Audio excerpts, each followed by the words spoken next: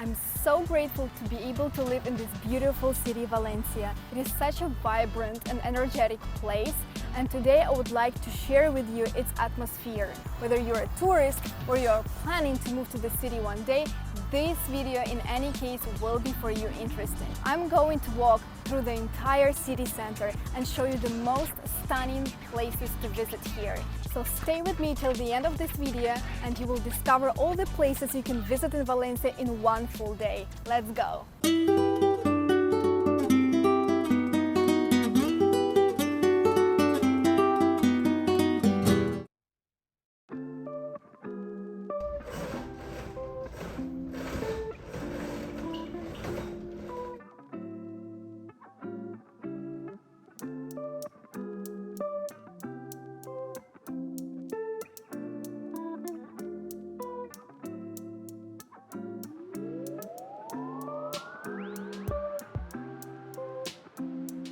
It's 7 a.m. local time. I'm super sleepy. I'm not used to getting up that early in Spain.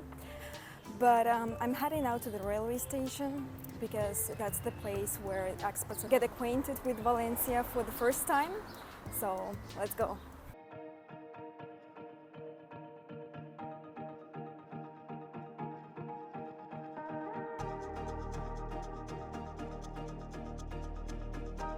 So there are actually two railway stations in Valencia. Modern-looking Valencia station Joaquín Sorolla for long-distance high-speed trains and Valencia Nord for medium-distance and regional trains. On the front facade you can see the most typical elements of Valencian culture: oranges, barracas, which is Valencian traditional house, la albufera, the lake, woman dressed with traditional Valencian dress. So the thing I actually wanted to show you is inside this beautiful station built in Valencian Art Nouveau style.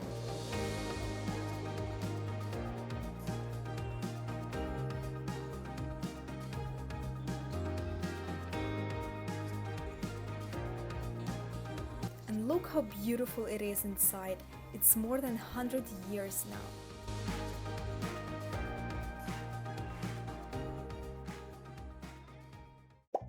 Just at the corner of the railway station there is Plaça de Bous, which is the square of bullfights. Bullfighting or corrida is still legal in most areas of Spain, including Valencia, where bullfights are held between March and October. The construction itself resembles Colosseum in Rome.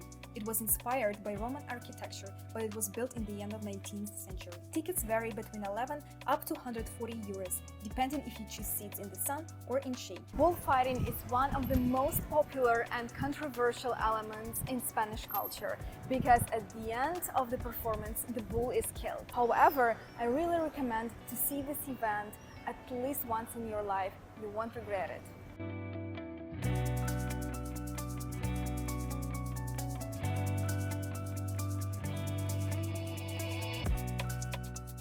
It's time to have breakfast.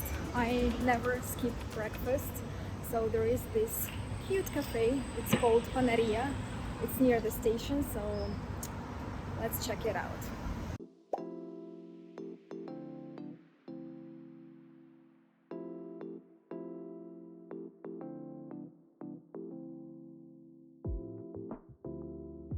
Okay, so I've ordered coffee, cappuccino and croissant with salmon and avocado, and I paid for that $6.80. Definitely you can find something like morning breakfast deals where you will be paying less, but this chain opens at 8 a.m.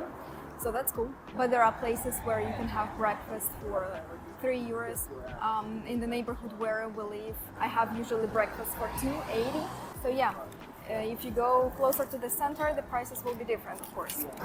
I just realized that I started filming so early, and museums and cathedrals open at 10. So I will change really quick the plan, and we'll go now to the lungs of Valencia, Park Turia. Park Turia is 9 kilometers long, and you can easily spend a half of your day just walking through it. That's why take a city bike if you can. It is free for the first 30 minutes. There is just so much what you can do here. There are a lot of playgrounds for kids, quaint romantic spots. There are a lot of fields to play basketball, baseball, tennis and football. The park goes through the city, connecting Park on one side and the City of Arts and Sciences on the other. Next to Park Turia, there is a beautiful small garden called Montfort. Palm trees, ancient trees, monumental fountains and the splendid sculpture garden make this place peaceful and romantic. I do love this place very much. I think if you want to have some kind of photo shooting, this is definitely a place number one for that. Especially when it's closer to the evening time, the sunset time, the golden hour, you can have here a lot of good photos taken. It's also a great romantic spot for couples. It's very quiet here and a lot of flowers, and there is a rose garden and fountain. So yeah, definitely I would recommend visiting it.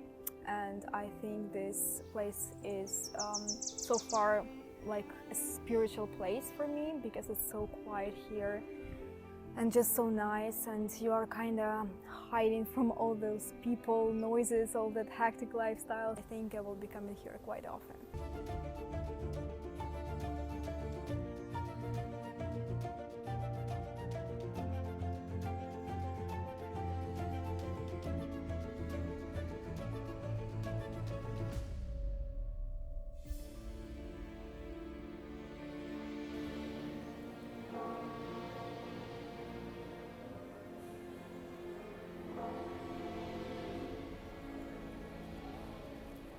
My next stop is the main cathedral in Valencia. It is believed that here is the Holy Grail, the sacred cup Jesus drank from at the Last Supper.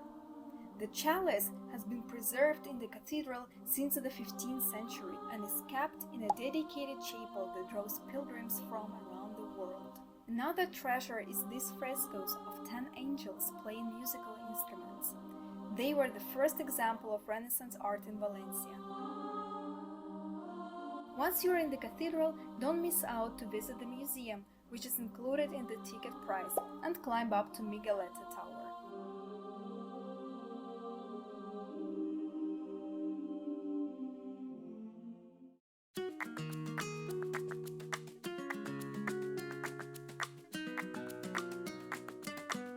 Now I'm going to show you La Lonja de la Seda, a Gothic masterpiece that was used as a trade hall and silk exchange.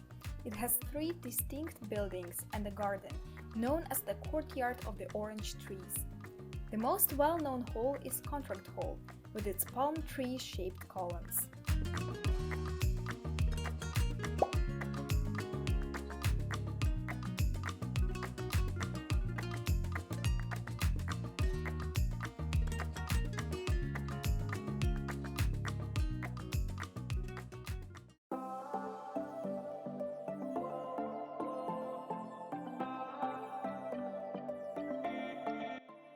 So it's 2 p.m. right now, it's lunchtime, and normally Spaniards have big paella for lunch and then they have siesta. But if I'll have paella right now all by myself, video will stop right now, right here.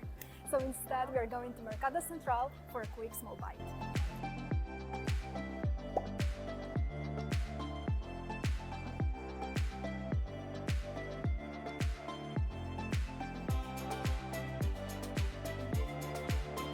There is no need to talk about Central Market.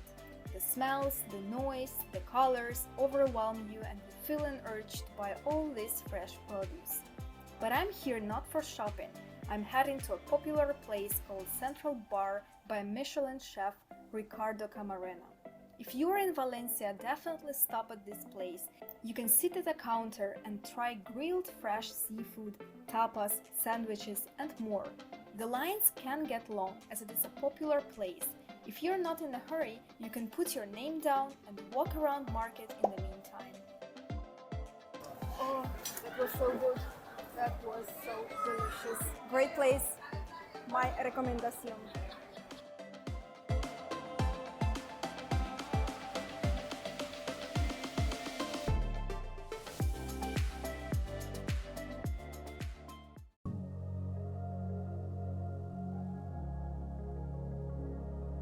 Heading now a bit north from the cathedral to check out the Serrano Towers, Valencia's medieval wall. The towers were designed to be defensive structures and used as a prison for the nobility. They were safe from the demolition when the city walls were knocked down in the 19th century, and now Queen of Valencia welcomes all Valencians and visitors to the Fallas and begins the celebration.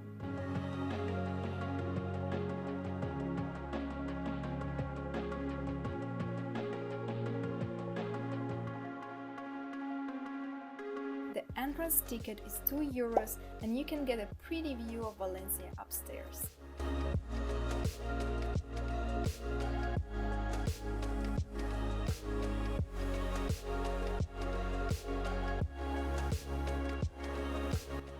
So behind me is the Museum of Ceramics. I'm not going to enter it today, but if you're an art lover, highly recommend to visit it. It has an important collection of prehistoric Roman, Greek and Arab ceramics.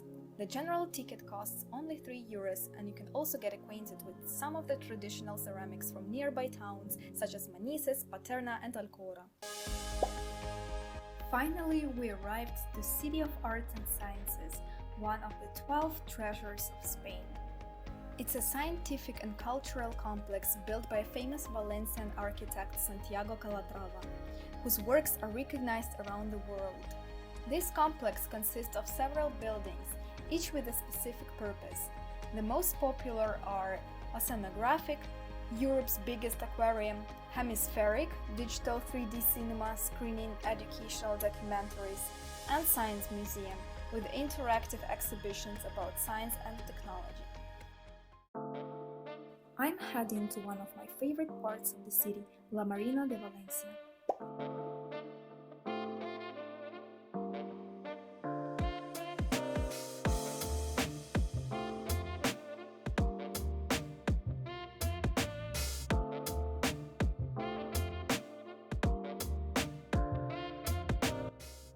I tried to show you the best places to visit in Valencia in one day. It was intense. I am tired and I cannot feel my feet, so I would definitely recommend to spread this at least for 2-3 days if you're briefly visiting Valencia. And for those who are planning to move here, believe me, you won't be bored. I think there are infinite activities to do in Valencia and they are cheap. So I was keeping track of all the expenses today, and this is how much I spent. Let me see, so it's €38, 80 cents, whatever. So it's like, let's say €40 I spent today. So this is not including dinner. For dinner, I would say you should add like €20 per person. Well, I hope you enjoyed our tour today in Valencia. Please let me know in the comments down below which is your favorite spot in Valencia, and I see you next week. Hasta pronto!